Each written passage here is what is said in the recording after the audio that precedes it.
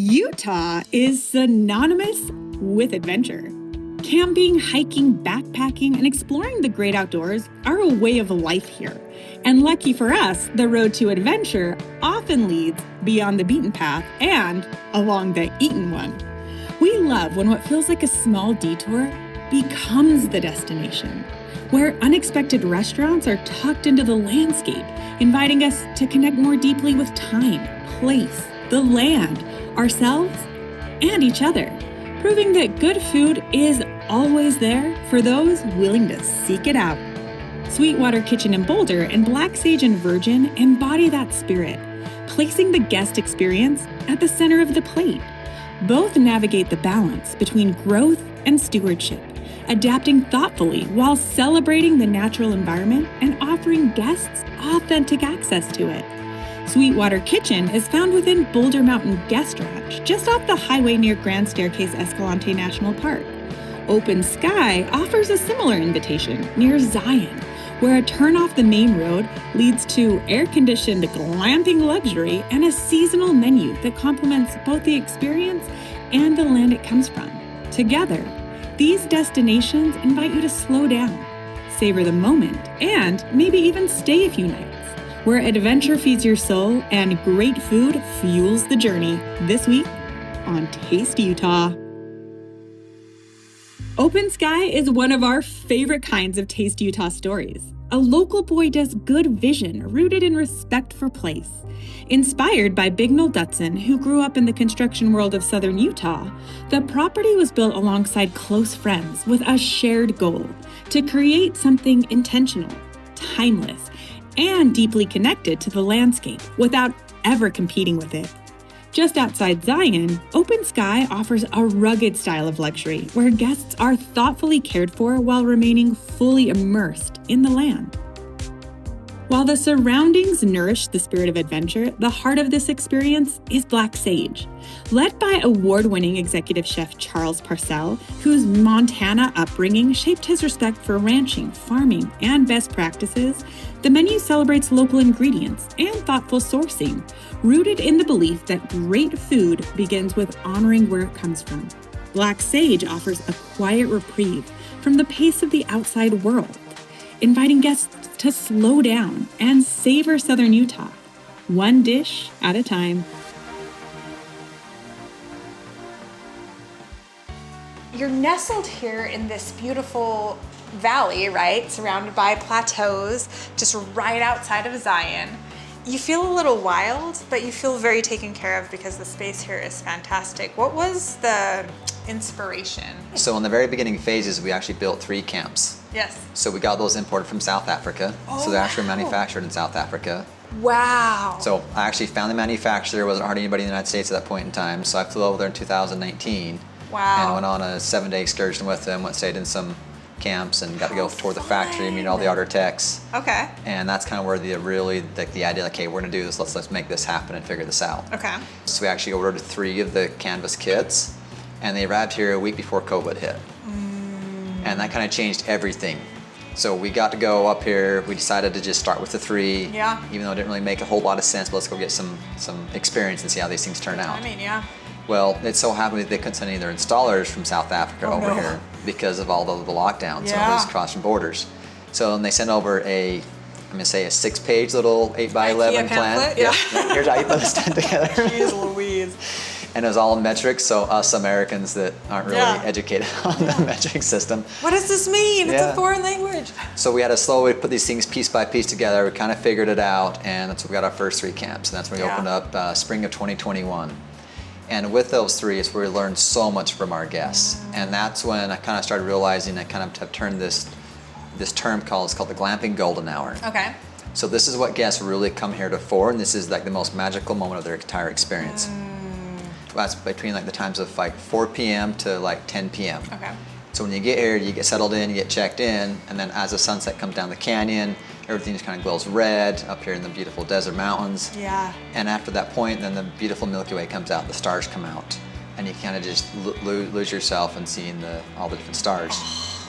And so when guests had to leave the property in the very beginning to go find some dinner, they'd go to Springdale or Laverque, and it would take you 3 hours. Yeah. And so you'd leave the property and you'd come back and you just miss that magical moment.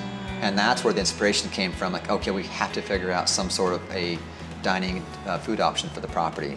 Even though it was a hard go of like trying to bring like this beautiful dishes up here and to make this up here in nature, off-grid, up in the mountains. Make it work.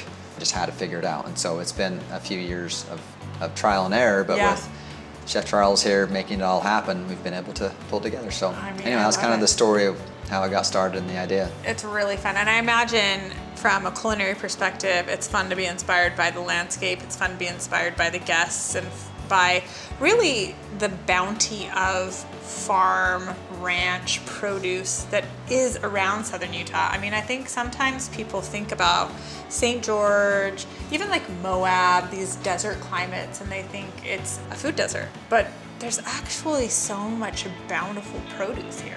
There is, and there's so many more farms and ranchers that are starting to produce more and more every year. And so it's been fun to watch over the last several years different farmers come into the scene and producing different things like shiitake mushrooms and stuff like that that wasn't here 5 years ago. So it's been super cool to experience that and get all this new stuff to play with. We have to talk about our adventure going to Mineral Springs. Yeah. John and Dusty Reese, they own Reese Ranch and Mineral Springs Beef. They're 5th-generation ranchers in Orderville, Mount Carmel, Utah. They started growing cows about 7 years ago, somewhere in there. And then I found them at a different restaurant and I absolutely loved their product. And so I've been buying beef off of them. And my favorite thing about them is, one, they'll let me buy whole animals. So I get all kinds of fun cuts to play with, not just steaks. And the other thing is they sustainably raise their animals. So they have land all over, plus they utilize BLM land to rotate their cattle from place to place. So they don't overgraze, they practice sustainability. And they also are just very good to their animals. They make sure their animals lead a very good life and they're stress-free animals. So when they come to me, they're tender and delicious, and then I get to utilize them and make sure that we use the whole animal and that we're not wasting any part of it. It really is simple. I feel like on some level it's the way it was meant to be. Yeah, for sure. And I think we've gotten away from that culture here in the United States, and everyone goes to the store and gets ground beef and steaks, and they don't think about the short ribs or the other cuts of meat that are less desirable and what they can do with them.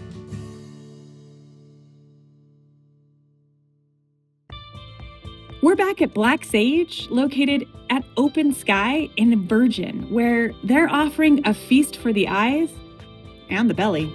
Most of the things that's on the table today is local. Okay. So in front of me is a Mineral Springs meatloaf. So it's a twist on a classic meatloaf. It has more southwestern flavors. Okay. So poblanos, onions, smokiness, and we actually do smoke it. Across from me, Biggs has the chicken fried steak. So it's a sirloin steak marinated in house-made hot sauce and buttermilk until it's super tender and then fried crispy. Yum. And then right beside him there is the Mineral Springs short ribs. And then on the other side of that is our house-made corned beef Reuben egg rolls. So we make our own sauerkraut, we make our own corned beef, and then we turn it into an egg roll because we like to do a little bit of play on original things. I mean, that's amazing. So egg roll, you think egg roll, quick flash fry, but that egg roll sounds like it takes probably days or weeks. I mean, corned beef takes a while. Yeah, so we pickle our corned beef for 2 weeks before we cook it. Okay. And then our sauerkraut actually goes for anywhere between 10 to 20 days. Wow. So just until it gets that right, nice punch. We try to utilize everything that we can. So our menu in the summer looks very different than our menu in the winter just because of what we have available in the area. So we try to support our local farmers and ranchers as much as possible and use the produce that they have. So that means in the summer we're getting extra of tomatoes, peaches, whatever we can get, and preserving it so we have it throughout the winter season. Here is a squash fritter. So we use local squash with a horseradish whipped goat cheese, cherry tomato jam. Okay. And then we have a quinoa salad Beautiful. with local pickled beets, local sunflower sprouts, and then a preserved lemon vinaigrette. Yes. And then right here in front of me is local shiitake mushrooms. So they're grown especially for me by a local farmer. And he also grows the mushrooms that are in your mushroom carbonara right there. So play on a classic Italian dish with smoked oyster mushrooms and pancetta. Okay. And of course, cheesecake, my personal favorite. This is the peach cheesecake. Beautiful. And then last but not least, our spud nut bread pudding. It's a potato donut that's made in Cedar City, and then we turn it into a orange custard spud nut pudding. Oh, that sounds amazing. And then at the very end of the table, creme brulee. Caramelized honey creme brulee, yep. Ooh. Everything on here is, you know, a play on a classic or something like that. But the peach cheesecake, I was actually going through some of my grandma's old cookbook, and I found a pamphlet in there with a recipe on it, and I made it, and I liked it, and I tweaked it, and so I've been using it ever since. Let's talk about the beverages as well. We have a couple of our signature mocktails here. So over by Bignell, we have our Black Sage Collins. So it's a charcoal, activated charcoal sage syrup, and just kind of a classic play on an alcoholic drink, but it is non-alcoholic. And then right by me, we have our prickly pear limeade. And then over here from Edda's Place Cidery in Torrey, Utah, we have their raspberry hibiscus cider. Okay.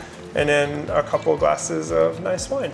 To be able to elevate this kind of food and experience in the middle of nowhere with no real electricity. You're operating off of batteries, not necessarily like a very extensive grid system. It's pretty amazing. It's been a fun experience. It's different than running a more traditional restaurant. Yeah. Because you never know when power is going to go down. But for the most part, we've got it under control. It's a culinary adventure for us and for you. Yeah, exactly. You never know what you're going to get. You never know what you're going to get. But it's always been fun, so it's been challenging with space, and then also making sure that we're not pulling more electric than what we can produce. Okay. So we're very careful about how we utilize electric and water in the kitchen, as well as the rest of the resort, just so we can be responsible stewards. What are both of you most proud of at this point? I mean, Open Sky is only going to continue to expand and grow, and the more that the word gets out there, people are going to want to come and make reservations to stay for a week, to stay for the weekend, to come and make sure to dine to this destination, even if they're not staying. Yeah, at this point, what are you most proud of, and where do you want to see it going? For me, like the journey and the vision has changed so much, and it's evolved a lot. Yeah. Like in the beginning, like I had a bigger vision with more camps up here and bigger things, and then over time, just realized that more of a lighter touch, more intimate moments is kind of where it started to come to life. And then, Chef, for you, what are you so proud of? Where do you want to expand or grow? I think my experience is kind of here too, because we've started setting up this local network of farmers, and really showing what Southern Utah has to offer and all the different things that it can produce, because a lot of people don't realize that you can grow beautiful things in the desert and not just cactus. So It's been great to be able to utilize all these wonderful fresh ingredients that are grown right here locally and help support these local farmers and help make their dream come true as well as mine. Kudos and job well done. And this is absolutely a do not miss dining and culinary adventure. I love being able to dine in the great outdoors, and it's hard to produce that, but you care enough to produce it, and that is something that lives on in people's experience and memory long after the food is gone, long after the weekend here is gone. So so just cheers to you, and thank you for allowing us to get a little insight into it all. Absolutely, it's been our pleasure.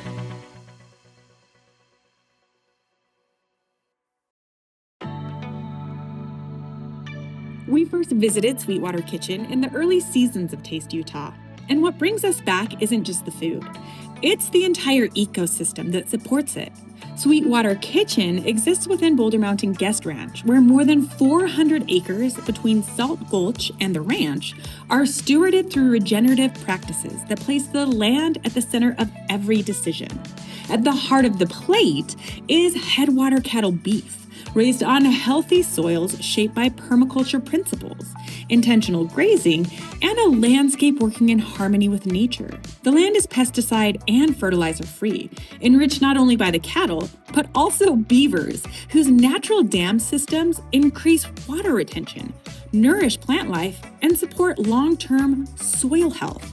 That same land produces fresh garden harvests, creating a direct connection between what's grown, what's raised, and what's served. An experience where the story of the land is inseparable from the food on the table. Here, the cattle, the water, the beavers, and the land itself aren't just part of the backdrop. They're the inspiration, shaping an experience where food, place, and purpose are inseparable. And the team at Sweetwater Kitchen and Boulder Mountain Guest Ranch work tirelessly to keep it that way. Oh my gosh, this looks so good. It was so cool to see how you and your team work like a well-oiled machine in the back of the kitchen. Thank you. It's so fun to be sitting with you, Brandy, owner, visionary of Boulder Mountain Guest Ranch and Sweetwater Kitchen. I mean, it's such a beautiful space up here. Unexpected, kind of off the beaten path, and what I like to say on Taste Utah is like off the eaten path. And it is really fun. You go down this beautiful road and then it turns into a dirt road and then it just opens up and it just feels like, oh, I've arrived. A neighbor of mine years ago introduced me to permaculture. Okay. And so we have single-handedly amended all of our soils. So they were really, and that's a big reason even why we have the cattle is because they play into that as well. And what does amended soil mean? I'm So a healthier novice. soil, Yeah. Okay. so it is having healthy organisms in your soil. Okay. So, and when you have healthy soils, you use less water, you have higher yields, and that's why, you know, that even our cows and our cattle around here, I mean, they're eating nutritional grasses. That's amazing. That are, you know, pesticide and fertilizer free and from healthy soil, which makes a huge difference.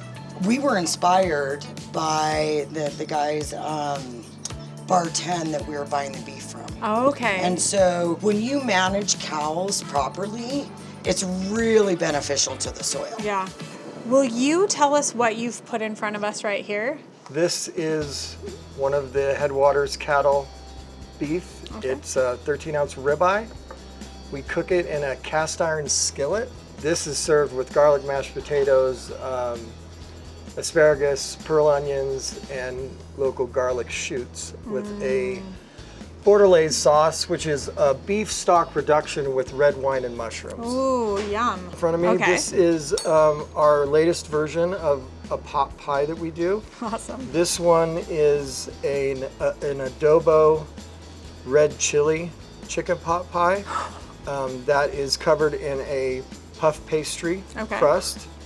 And then we bake that, and then we cover it in a sauce called salsa macha, which is derivative of Mexico. Okay. So next we go on to this one. Yeah. That is a wedge salad, our version of it. Okay. We thought it might be nice to offer that because it goes well with steak. Love that. And that is little gem lettuce with baby heirloom tomatoes, pickled red onion, blue cheese, and a little toasted breadcrumbs. And then this looks like burrata. I was watching one of your chefs burrata. prepare that in the back. Yep, and that's prepped with arugula that we just pulled up out of our garden. Fun. Not more than a half hour before you got here. Oh my gosh, awesome. That's served with nectarines, blackberries, a balsamic reduction, warm honey, and toasted rusk crackers. Ooh, I love that. Just crumbled over the top. Crumbled over the top. And then what do I have in front of me? This looks like a risotto. This is our summer version of risotto. Okay. It's a corn and ham hock broth risotto with sun-dried tomatoes, basil oil, a little tomato salad on top. I love with it. some hominy and a charred scallion. And then tell us about the desserts, because the desserts look phenomenal. This one is fresh berries with a Sabayon sauce. Beautiful. And then it's got the amaretto cookie crumble over the top. And then this looks like s'mores. Yep, this is. Okay. This is a chocolate pot of creme, s'mores style. So you've got the rich chocolate underneath. And then we put a layer of dulce de leche caramel. Oh, And then the graham crackers and cocoa powder and a bit of chocolate chips. I love it. You were mentioning that your sister actually is curating the wine menu. Yes, yes. So this season we really wanted to refine the cuisine a little bit, be more focused on what we're doing, and have a good dining experience. And with that comes good wine. Boulder Mountain Guest Ranch has lodging. Will you Right. just walk us through sort of the lay of the hospitality side of the ranch? So how many lodgings you have, kind of yeah. events that you do, sort of ways you engage with the community? We have our main lodge that Okay. has 6 rooms in it, and the cool thing is all of our accommodations are different. Awesome. And so now we have traditional Mongolian yurts. Okay. Straight from Mongolia. Oh, wow. They are gorgeous and Okay. they're very well insulated, and so we can use those year round. Oh, that's so fun. And then we do have cabins as well that we Okay. remodeled. Oh, So we that's have awesome. 3 cabins and then 3 Mongolian yurts and then 6 rooms here, but we also have auxiliary lodging, like at Singing Earth and Headwaters as well. Okay. We do have a recording studio. Okay. So we have a lot of musicians that will do an artist residence here, and so that's mainly during the fun. winter because Yeah. we're kind of too busy in the summer. So This is such a unique destination for dining, but also for so much more. And it's taking something that was offered to you that you may not have sought out, but seeing opportunity in it and knowing that there was good here, and then doing your due diligence to make sure that the good spreads. Right. And I think it's really unique and special that you see the value in like the authentic connection with it. thank you. Yeah, thank appreciate you. that. I mean, well, cheers to you. And what should we cheers with? Should we cheers with the wine and the You get the cocktail. Yeah. I'll take the cocktail. the cocktail? Okay, all right. Yeah. All right, Thank no you problem. so much. right, thank yeah, you. No absolutely. problem.